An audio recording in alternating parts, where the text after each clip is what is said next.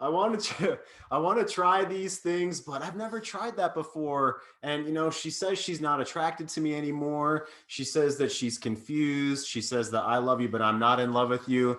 And Cynthia said, this is a new Jeffism. For fuck's sake, lead. For fuck's sake. She wants you to lead. You need to lead into being the man that you lost a long time ago. You were this man when you just met her. She fell in love with you. She was attracted to you. She wanted you to pull your pants off. She took your damn pants off with her teeth. Remember that? Yeah, you fucking remember that? You were leading then. You were leading in the life that you lived, and you lost that. And, it's not your fault necessarily. You learned cultural influences, the story from your parents, what bullshit you saw on TV and, rom-coms and all this crap. And you saw men stumbling or just working 80 hours a week and going on autopilot, whether it was your father or you didn't have role models and you just kind of tried to learn this through osmosis, right? Like I did. I had to learn this stuff too. So you have to learn to continually lead in your life. Cynthia, why is it important for the man to lead, like we talked about in today's C-Note show, in his values, with compassion for her, but to lead in the relationship, like you said on the show today, of putting the sword down for the strength of the relationship, leading and asking her to come towards you for the relationship? Why is that important? What does that instill in a woman, please?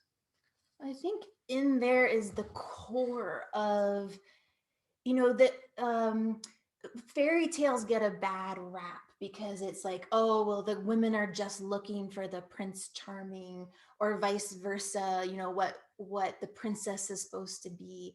Underneath that is the core longing of the feminine for that kind of um, presence of the man who would put his sword down for what is most important, who will put his sword down for what's most important between her and him. And that's a very core yearning of the feminine, a seeking of that kind of masculine leadership that if it's not there in front of her, she will try to create herself. In that moment when you're willing to be warrior king in protection of the space of relationship, of sensuality, of her getting to show up as feminine and you're getting to show up as masculine, that's the epitome of heroism. And there can be, false responses of that, of a woman who's like confused and not sure where you're going with that, but your leadership is the thing that she's craving most.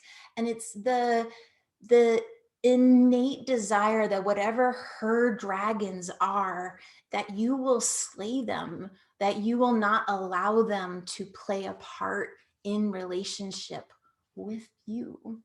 Oh, I love that. It's her primal brain wants you to be ready to slay the dragon, to face the boogeyman. And I'll give you a cherry on top about that here in a second. If you're not on our C-Note show live, we do it every Monday through Friday, 11 a.m. Mountain Standard Time. It's an hour long.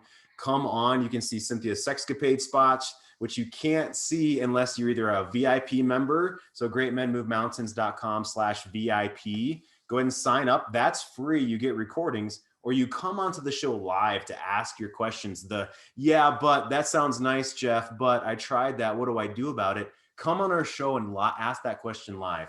greatmenmovemountains.com/C-Note, CNOTE. So here's the cherry on top for, she wants you to be able to slay the dragon. At least her hindbrain or limbic system or chimpanzee brain wants she wants to know that you're going to do that, at least try to do that and be in front of the beast.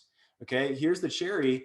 It's really just a mouse scratching in the closet. These fears that you probably have and she has really aren't the boogeyman. They really aren't Freddy Krueger. They're really not a dragon down in the abyss.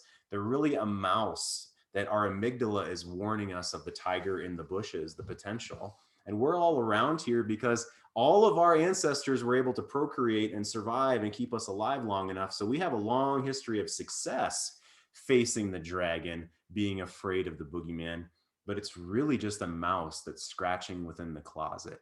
And once you realize that and you learn the skills that we teach in our one-on-one coaching and our small group coaching as well, and in our C-Note show, you realize, okay, I just have to have courage to face a mouse, courage to face whatever is out there. And if you see it as a mouse is a trick that you can use, it's really not the boogeyman. It's not Freddy Krueger. It's really your own bullshit. And that's just a mouse. Cynthia, thanks for being here. I appreciate it. Hey, thank you. Go move mountains one step at a time.